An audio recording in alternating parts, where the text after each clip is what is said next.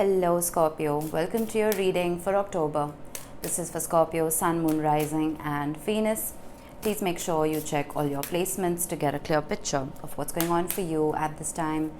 As always, this is a general reading. It may or may not resonate for all of you. Please take the bits that do resonate and leave the rest behind for somebody else. Now, I am primarily a love reader. That's what I'm going to focus on. If anything else pops up, I will address it, of course. And if this reading does indeed resonate with you, then any interaction with it, whether it's a like or a comment or a subscribe, will not only help my channel grow, it's going to add your energy to the collective pool and just make it easier for me to read for everyone just a little bit better. I'm going to freestyle your tarot spread, starting off with some oracle cards. Towards the end of the reading, I will be rolling some dice to get some initials and sun signs and angel numbers for you. So make sure you stick around for that. All right, we have Mischief. Cancer got the same card. Now, this is kind of the Seven of Swords energy for me. Keep your eyelids open and sight sharp as nails, for there is something trailing behind your tail. I love these oracle cards. They're perfect for Halloween. And we have Cauldron. Bewitching, yes it be. Blink and you shall see. A bubbling desire left in the brewing rain. This could be a card of manifestation. This could be a card of something brewing, of either you manifesting somebody or someone manifesting you. But it's almost like the universe is concocting something. I wonder why Mischief is here. I'm not getting a bad energy from the Mischief card. I'm not getting anything dark or dangerous by any means. It's almost like an innocent playfulness. Let's get your tarot out and we will talk about it further. I almost feel like someone is pretending to be someone they're not, but in a way that it's like someone feels something really deep and intense, but they're just pretending that they don't feel much. Eight of Wands. Communication. The Four of Pentacles, holding back communication. It's like something's happening behind the scenes. There could be a lot of quiet, but there's something brewing. Nine of Swords. Ten of Swords, my goodness. The Tower. Yikes. I mean, if anyone can handle the Tower, it's you. This is your card. We have the Five of Wands. The Nine of Cups. The Five of Cups, two fives. Bookending your reading, we have the Knight of Pentacles and the Ten of Wands. Bottom of the deck, we have the Five of Pentacles. We officially have three fives on the table. I will be clarifying, but let's go over these real quick. Something is heavy here. It's a burden. Something is moving incredibly slow. There could be a lot of quiet, a lot of silence in this situation. There could have been, with the Tower and the Eight of Wands, there could have been a conversation that just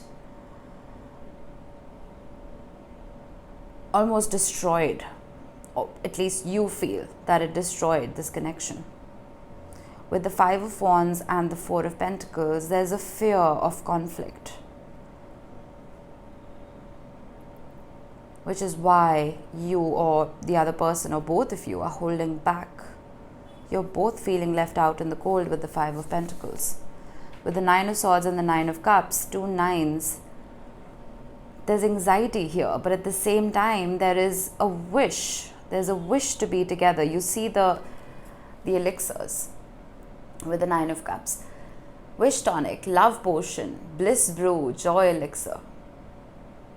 You see, there's a wish here. What I said earlier about Mischief and Cauldron, it's almost like there's so much quiet. There's a pretense about not feeling much, but there's a lot of feeling here. With the Ten of Swords, the Ten of Wands, and the Five of Cups and the Five of Pentacles, there's pain, there's a burden here. There's anxiety, there's sleepless nights, there's karmic lessons, there's all of that heavy, heavy, heavy stuff. But all of this pain, it's emotion, right? So there is no lack of emotion here. There's a lot of emotion, there's a lot of feeling here. So while there could be quiet, you may be feeling like nothing's happening. The other party isn't feeling anything. You're highly mistaken. There's a lot of apathy here. With the King of Pentacles, there's a slowness as well, but maybe that slowness is needed. We are in eclipse season. We have an eclipse on the 14th and the 28th in Libra and Taurus respectively. While we are in eclipse season, Tower moments are very natural. It's a very volatile energy. It's wise to let this energy pass before we make any judgments, before we make any decisions, before we have any difficult conversations. I have the Ten of Cups with the Eight of Wands. I told you. There's a wish here. There's a very deep wish about happiness, fulfillment, and love. And there's a wish to communicate that. But there's a fear attached to this as well. The minute I swear I did not see this at the bottom of the deck. There's a fear. The Eight of Swords is something that restricts you. It prevents you from moving forward. There's a fear that whatever conflict this was will resurface. I have the Knight of Wands with the Tower. Bottom of the deck, the Two of Cups. Yin and Yang, compassion, empathy, a connection. And with the Knight of Wands, there's a need, a desire to move forward. To change this Knight of Pentacles, which is the slowest moving knight, into the Knight of Wands, which is one of the fastest. But the Tower, ladies and gentlemen, the Tower, that's the fear that things are just going to go kaput again. There's a lot of attraction here. There's a lot of love here. The King of Swords with the Four of Pentacles. There's a holding back of sorts. There's a silence of sorts because logic is taking over. Feelings have taken a back seat. Logic has taken over, and there's a fear that the conversation that wants to be had is not going to be warm and fuzzy anymore. Because there's a lot of, I wouldn't say resentment, but there's a lot of anger on both sides. And this conversation isn't happening because the energy is still very volatile. And words may be spoken that cannot be taken back. We have the Chariot with the Five of Wands. Bottom of the deck, we have the Queen of Pentacles with the Tower. You see how much movement there wants to be here. With the Eight of Wands, the Knight of Wands, and the Chariot, they're all cards of movement, moving forward, right? But it's like you're on this beautiful highway and you're on cruise control. But for some reason, the highway has a multitude of speed bumps and obstacles. You cannot enjoy that drive. Those obstacles are there for a reason. They have to be overcome. But they have to be overcome mentally before they can be overcome verbally with each other.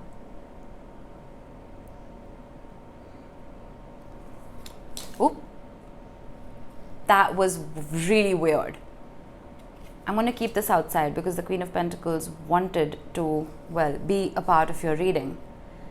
The Queen of Pentacles, regardless of gender, is the Queen of Velvet Waiting, as Gemma from Gemstone Tarot says. It's the Queen of patience, of non-action. She is magnetic. She is a magnetic personality who understands that she's going to magnetize wishes and beauty to herself. That is the key to manifestation, of changing your energy, your internal energy, because the universe is not going to listen to your words, it's going to listen to your energy, to your frequency. But while the two of you are in this frequency, that cauldron is not going to brew anything.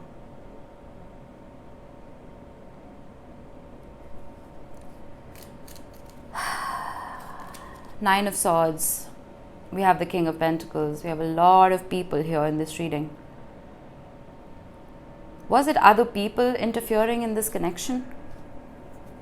We have the King to the Queen of Pentacles. You see that? This is two people with very balanced root chakras. This is two people who are very grounded, who are very stable financially and otherwise. People who don't fly off the handle like the Knight of Wands can sometimes. I said the Nine of Wands by mistake when I was talking about the Knight of Wands and have the Nine of Wands at the bottom of the deck. So many Freudian slips today. I feel like both of you want to fight for each other. But with this kind of energy, I feel like you're just fighting with each other. That needs to shift. You need to be in the same team.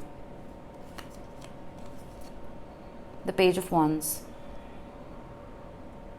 with the Nine of Cups and the Page of Swords. There has to be a relearning.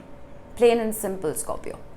There has to be a re-evaluation and a relearning of this connection, a relearning and a re-evaluation of the template of this connection. I feel like you're both conducting yourselves from a place of fear, from a place of traumas, and almost like once bitten, twice shy. You know what I mean? But there's so much love here.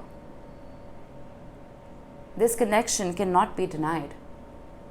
And instead of fighting with each other, I feel like you need to start fighting for each other. The only way you can do that is once you restructure this relationship. That's why the Tower is here. It's brought into our lives to restructure something because it's not working. We have the Seven of Wands with the Ten of Wands and the Two of Cups with the Five of Cups. In the original Rider-Waite, if you're familiar with it, I have the Five of Cups again at the bottom of the deck. The Five of Cups represents a hooded figure who is grieving the spilling of 3 cups in front of him. But he fails to see the 2 cups that are very full and standing upright behind him. Whatever has been spilled, whatever has been lost, feel like you've mourned it enough. You need to just turn around and be grateful for what you already have. I feel like both of you this is a very spiritual connection. The two of you are already connected in the ether. You're connected in the 5D. But the separation that's in the 3D it's taking over both of your psyches. And with the Seven of Wands and the Ten of Wands, I feel like you're both telling yourselves that love is a burden. We can't take this anymore. And you've put walls up. There are walls around you. My dogs are awake. Hang on. Sorry about that. Where was I? Let me clarify the bookenders. Knight of Pentacles with the Knight of Pentacles. Slow and steady wins the race, Scorpio. Don't be in a rush. There has to be a digesting of this information. There has to be a digesting of this pain. And all of the quiet that you're surrounded with right now, it's not for naught. I feel like it's there because both of you need to reevaluate. It's almost like your relationship is going through a retrograde period. Your relationship is in retrograde. That's hilarious. I'm sorry, I know you're in pain. This is not an easy situation to deal with. But the good news and why I'm giggling is because it's temporary, my friend. It's very temporary. This is just a very, very large speed bump. A hump that both of you need to get over. The King of Cups with the Ten of Wands. Holding those emotions in right now can be very difficult for both of you. But instead of communicating them with each other, I feel like journal. Journal, talk to your best friend, talk to your parents, talk to whoever you trust.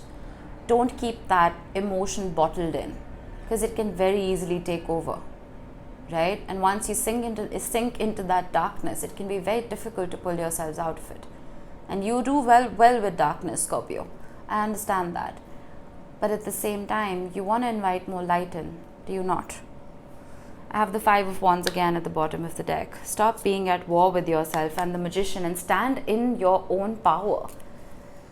This war, this Five of Pentacles, Five of Cups, Five of Wands energy needs to dissipate. It needs to be removed from your life. Because the universe is only going to multiply what you're currently feeling. And if you're going to keep feeling this, it's going to multiply that conflict. It's going to multiply those abandonment wounds. Address them. I'm not saying brush them under the rug, because that never works. Address this pain, address this conflict, and release it. You do well with darkness, Scorpio, but that's not your reality. What did Hades do? Hades would take people's shadow into the underworld, purify that shadow, and release it into the light. The shadow wouldn't just live in the underworld, it would work in the underworld so that it could be released, right? Stop sitting in the underworld. That's not your permanent reality. You have to ascend. Meditate, journal, talk to your loved ones. This is a beautiful connection that is going through a very difficult patch. But it's not permanent. All right. Let's see what we have. We have 9. Not surprising. 999. If you've been seeing that a lot, that is the Tower. That is transformation that needs to happen. That is the ending of something, the ending of this template, of the 5s. I don't like the 5s in the tarot or in numerology. 5s, yes, signal change. Something needs to change here.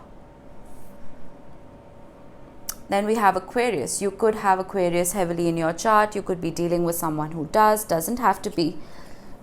But Aquarius energy is healing. It's incredibly healing. It talks about your community. It talks about your soul tribe. It talks about your connections, right? Try and trust the people that you're surrounded with. Because I feel like most of the healing that you're going to receive is going to be outside yourself initially. And then we have Neptune. Neptune is retrograding, I think, is it not? Or did it come out of retrograde? But Neptune is the planet of confusion, of rose-colored glasses. I feel like those rose-colored glasses were removed a very long time ago, and I feel like you're smack dab in the middle of a very painful reality. Let that confusion dissipate. And with the Magician that showed up multiple times, and with the Cauldron, I feel like you can recreate beauty in your life. You can recreate magic. All right, let's get you some initials to close this off. We have the letters L, N, Z, B, U, E, and R.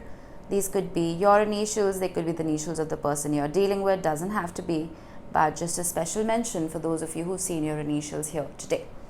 Alright, Scorpio, that was it. I hope this helped. I will see you in the next one. Bye-bye.